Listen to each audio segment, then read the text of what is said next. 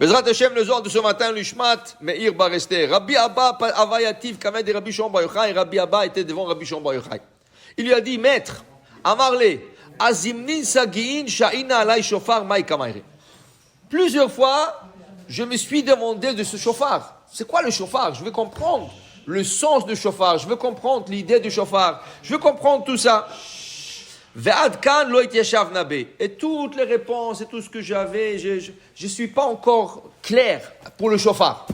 Alors, Amarle, lui disait Rabbi Shimon Bar Yochai à Rabbi Abba, Vadai, Ahu, Berira, Demila, d'Israël, Bayam, Biomadina, Shofar, Veloker. Une chose est claire, je vais t'expliquer une chose. Sois sûr que Rosh Hashanah, tu as besoin d'un shofar et non pas une corne. Quelle est la différence entre un shofar et une corne? Le shofar, c'est aussi une corne. C'est la corne du bélier. Non. Mais en hébreu, il y a deux choses. Il y a shofar, il y a corne. En français, tout est une corne. En hébreu, il y a shofar et corne. Shofar vient du mot sheforferet. Sheforferet veut dire une tube. Alors, quand tu coupes la corne du bélier, tu sais qu'est-ce qui arrive? C'est un os plein, mais dedans, il y a une autre os.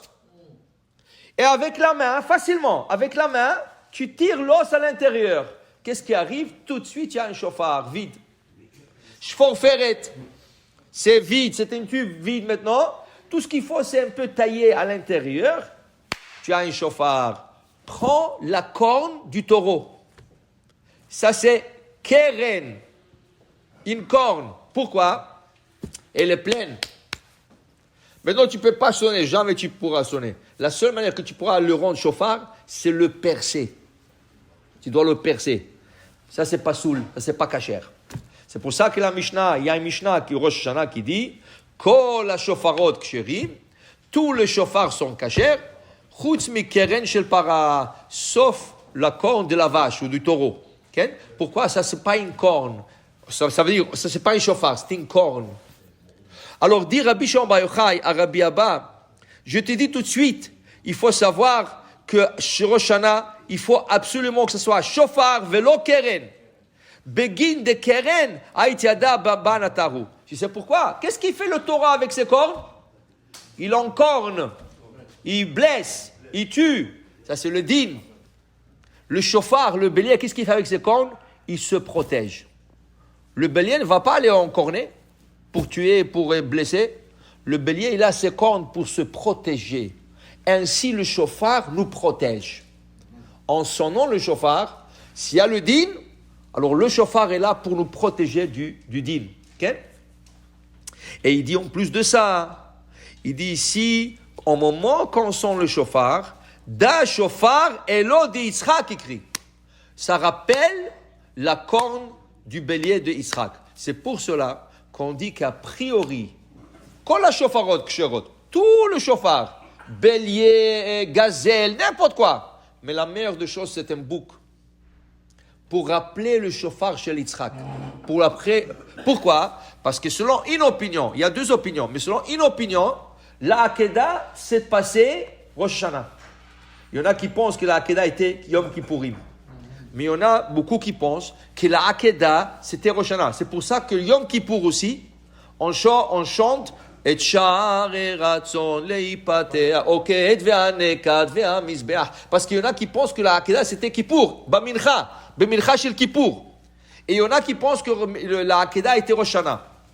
Alors il dit ici, quand on sonne le shofar, surtout s'il est fait de la corne d'un bouc, okay, ça rappelle la Hakeda d'Yitzhak. Et on dit là-bas, quand Avraham Avinu, il a sacrifié le bouc à la place de Yitzhak, il a pris tout le haïl, tout le bouc a servi pour quelque chose. On dit des ligaments, le ligament de ce bouc ont servi pour la corde de l'arpe de David Amelech. L'arpe avec laquelle chantait David, l'Amnatseach Halagitit ou Mizmor le David, l'Amnatseach Hasheminit, tous les instruments avec lesquels chantait David, leur corde était faite à partir de ligaments de bélier. Le corne du bélier, la droite, elle a servi pour le Har Sinaï, pour le don de la Torah. C'est écrit dans Parashat. יתרו, וכל השופר הולך וחזק, משה ידבר, והאלוהים יעננו בקול. וכל השופר, זה היה השופר של יצחק, אלוה של יצחק. Et la deuxième corne, on dit qu'Hachem l'a réservé pour le Mashiach. C'est écrit que 3 jours avant que le Mashiach il arrive, Eliyahu Hanavi, il va monter à Haïfa, sur le mont Tabor, et il va sonner le shofar. Premier jour, il va dire, dans 3 jours, Eliyahu Hanavi, le Mashiach il arrive. Deuxième jour, dans 2 jours, il arrive. Demain, il arrive. Ça va être avec le Keren Asmalit, chez la Haïl, שהשתמש בשופר, והיה ביום ההוא ייתקע בשופר גדול, ובאו העובדים מארץ אשור, והנידחים מארץ מצרים. Et ce jour-là, quand Mashiach il doit venir, on sonnera le grand chauffard. Quel est ce grand chauffard? Le bélier de Yitzhak. La corne du bélier de Yitzhak. Alors, dit Rabbi Shimon Bar Yochai, Rabbi Abba, comprends une chose. C'est important de sonner le chauffard parce qu'il y a beaucoup de srouyot, beaucoup de mérites qui s'élèvent dans le ciel au moment qu'on sonne le chauffard. Important aussi de ne pas utiliser le keren. Tu n'as pas, n'utilise pas. C'est pour ça que le Harizal il dit, c'est pas bien de sonner non plus avec la corne, avec le chauffard d'un bélier et d'une chèvre. La chèvre là aussi un chauffard, très petit. C'est un petit chauffard, très puissant aussi. Puisque c'est petit, la voix est plus facile, c'est plus facile à sonner. Mais on dit que le Hez, Zeba Mitzad Hadin. La chèvre représente la rigueur. C'est pour ça que le Harizal disait, c'est pas bien de manger la viande de la chèvre. La chèvre, c'est pas bon de la manger. Tu manges un mouton, tu manges un bouc, mais pas la chèvre. Chèvre, c'est din. Et regarde, qu'est-ce qu'elle fait la chèvre? Qu'est-ce qu'elle fait la chèvre? Toujours elle est en corne.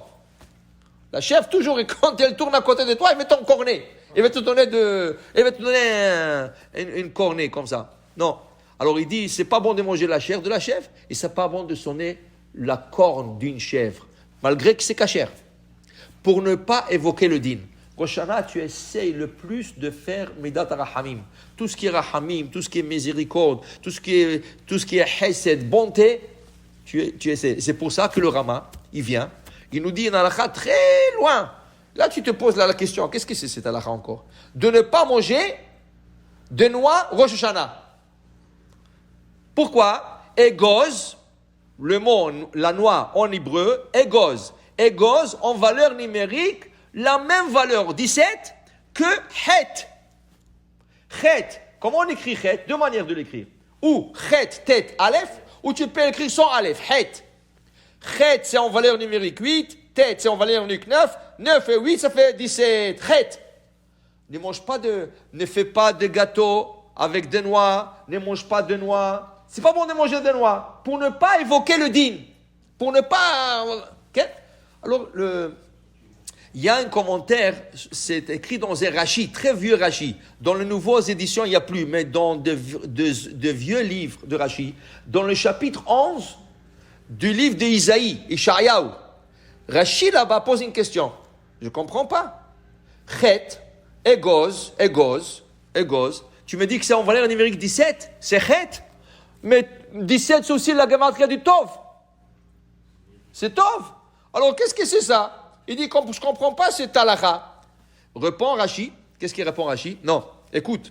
Justement, puisque le 17 représente à la fois le Chet et le Tov, tu ne l'utiliseras pas. Ça, c'est Etzadat, Tovara. Qu'est-ce qu'il y avait sur l'arbre de la sagesse? Tov, Vera. Rosh Hashanah, tu ne veux pas le mélange de Tov, Vera. Tu veux que Tov. Le fait que 17 représente le 2, tu ne manges pas égoz.